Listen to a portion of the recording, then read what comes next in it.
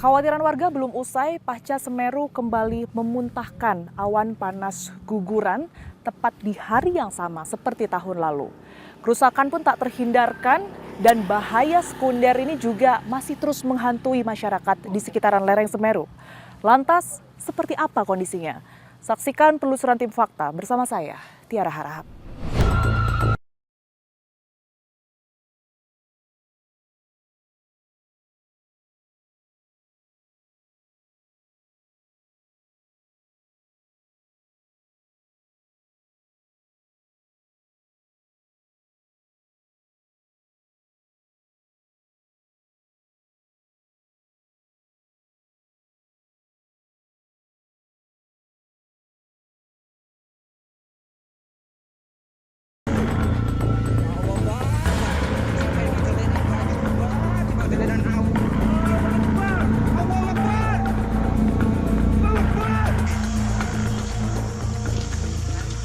Gunung Semeru kembali menggeliat. Minggu 4 Desember 2022, erupsi dan muntahan awan panas guguran meluncur ke wilayah sekitar lereng gunung tertinggi di Pulau Jawa ini. Erupsi Semeru pertama kali diketahui terjadi pukul 02.46 waktu Indonesia Barat. Menariknya, erupsi ini terjadi tepat 1 tahun setelah erupsi yang terjadi pada tanggal 4 Desember 2021. Kepanikan yang dialami warga sudah mulai terasa dari mulai diumumkannya bahaya erupsi yang memaksa warga harus mengungsi ke tempat yang lebih aman. Berlari dengan rasa ketakutan dan trauma akan erupsi Semeru pada tahun 2021 yang memakan korban jiwa, membuat warga mengevakuasi dirinya bersama dengan harta benda yang bisa mereka bawa. Pagi hari, warga kembali dievakuasi dan mengungsi ke lokasi yang lebih aman. Awalnya Pusat Vulkanologi dan Mitigasi Bencana Geologi atau PVMBG menetapkan lokasi yang diharamkan bagi warga beraktivitas sejauh 5 km dari puncak, kemudian menjadi 10 km pada pukul 12.00 waktu Indonesia Barat, lalu 13 km hingga akhirnya ditetapkan menjadi 17 km.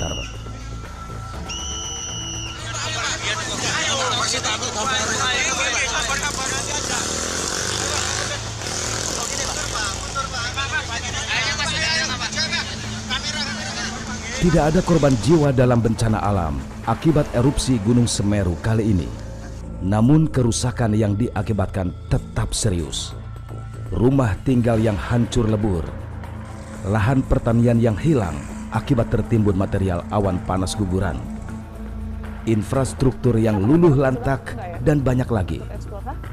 Dan inilah kondisi desa Kajar Kuning, Kecamatan Candipuro, Lumajang, Jawa Timur.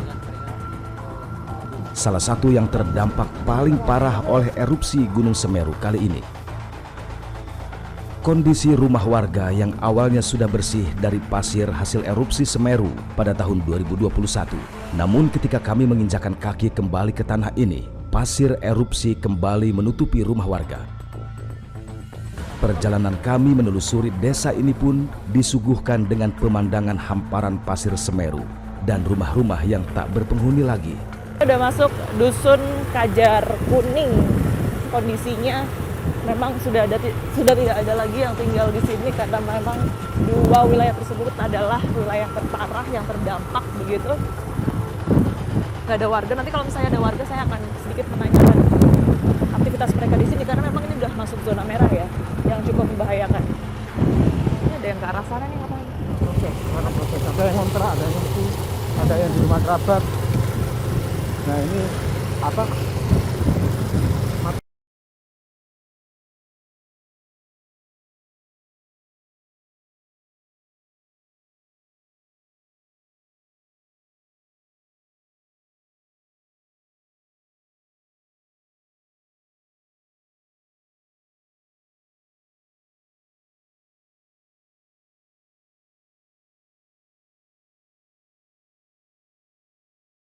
Warga ya yang masih berada di rumah mereka ini.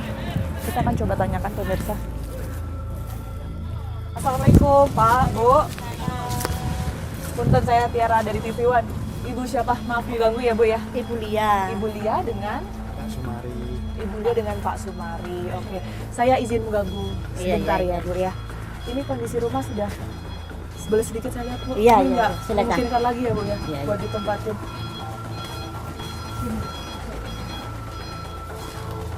Oke, ini udah nggak ada barang-barangnya ya Bu? Udah. Bu ya. Udah diambil semua. Ini sudah dampak dari erupsi kemarin. Iya. Terus di sana juga masih ada debu-debu. Bu Iya. Lia pastinya sudah nggak tinggal di sini. Nggak lagi, tinggal di ya, sini Bu ya. lagi. Ya.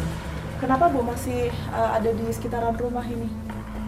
Masih ngambil barang-barang yang tersisa. Oh, masih ada? Ya, dibawa sedikit-sedikit itu ke sana. Masih ada. Itu masih ada kasur. Ya, gelas-gelas, piring. Kita boleh ke belakang Iya, ya iya. Bu ya, sekalian lihat. Ini kondisi rumahnya hanya kena apa? Kotor gini aja atau ada Iya. yang rusak Bu sebelumnya? Enggak. Nggak ada yang rusak ya? Nawang begini. Oh ini yang dipersiapkan Ya. ke tempat yang udah direlokasi. Iya. Tapi kan sebenarnya sudah nggak boleh ya Bu ya ada di area ini. Iya, nggak boleh. Emang nggak boleh. Cuman kan yang tersisa masih bisa dipakai, dibawa lagi ke sana. Waktu kembali ke rumah ini bukan sekarang soalnya habis erupsi lagi ya Semeru. Iya. Bu Lia nggak takut Bu? Iya, enggak lah. Pokoknya nggak hujan gitu, nggak takut. Sambil lihat ke sana, lihat ke arah Gunung Semeru. Kalau di sana nggak mendung, nggak takut. Iya. Waktu yang erupsi terakhir kemarin Iya. tanggal 4 kalau Iya. nggak salah ya, Iya, Ibu tanggal berarti 4. lagi ada di yang Di tempat yang sini. direlokasi. Oh lagi Enggak ada di sini ya, di sini. Oh Ibu masih tinggal Masih di tinggal sini? di sini. Subuh itu habis sholat subuh, katanya tetangga gunungnya meletus gitu. Terus keluar lihat ke arah gunung itu kan lavanya meskipun turun kan mengarah ke sana. Gitu, terus masih tenang sampai jam 10 baru disuruh menjauh gitu dari atas. Tapi Ibu sempat berkemas atau Enggak, bawa barang-barang? Enggak bawa apa-apa. Ibu sekeluarga ini kan maksudnya masih tinggal di area sini ya Bu ya, di Iya. dekat gunung yang terus ada potensi-potensi ada erupsi, awan Iya. panas guguran. Trauma nggak sih Bu? Ya trauma kalau traumanya ya trauma. Cuma mau gimana lagi gitu. Saya diem di relokasi itu cuma diem aja gitu. Badan pegel semua jadi ke sini sambil bersih-bersih gitu. Ambil barang-barang yang belum bisa dibawa gitu. Oke, berarti Bu kalau sesekali pulang ini sebenarnya dipantau nggak sih Bu, ada petugas yang mungkin mendampingi biar aman selama masih ambil barang-barang di sekitaran rumah? Iya, yang tanggal 6 saya ambil barang-barang dibantuin relawan. Dibantuin relawan? Iya, dibantuin mengeluarin kursi, itu semua dibawain mobil. Nggak ada tanda-tanda, nggak bunyi. Cuman abu tuh langsung gelap gitu.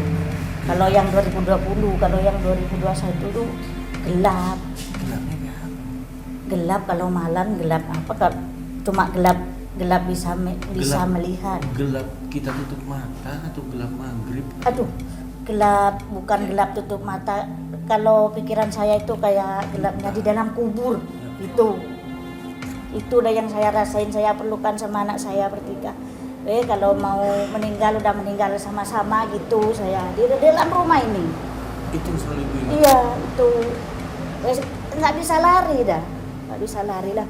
Habis itu ada angin bisa lari, saya lari ke. Dulu di sini itu kerja saya keras sekali di sini.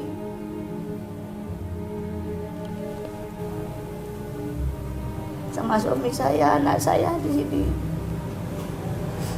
Berat meninggalkan rumah ini. Tapi kalau sekarang mau gimana lagi, kebun udah gak ada semua, rumah gak bisa ditempati. Nggak ada pilihan lagi ya, tinggal di Untara. Tuh terus yang dipikir ada Untara apa yang mau dikerjain gitu. Ladang udah gak ada semua gitu. Di sana cuma diem gitu. Tiap hari cuma gitu. Jadi saya tiap hari ya ke sini. Apa yang ibu rasain kalau tiap hari kesini? Ya sedih. Sedih kalau tiap hari ke sini. Kalau mau pulang tuh berat sekali. Mau ninggalin rumah berat sekali. Soalnya udah dari nol yang mau buat rumah kerja keras sekali, banting tulang. Cuma yang dipikirin itu anak saya nggak bisa bahagia gitu, soalnya kebun yang mau ditanamin udah nggak ada gitu. Cuma itu yang dipikirkan saya. Kasihan anak saya gitu. Tiap hari cuman diem gitu, apa yang dapat penghasilan gitu. Itu yang selalu ibu pikir. Iya itu. Sampai sekarang. Iya. Kalau lihat anak saya gimana gitu. Kasihan gitu anak saya.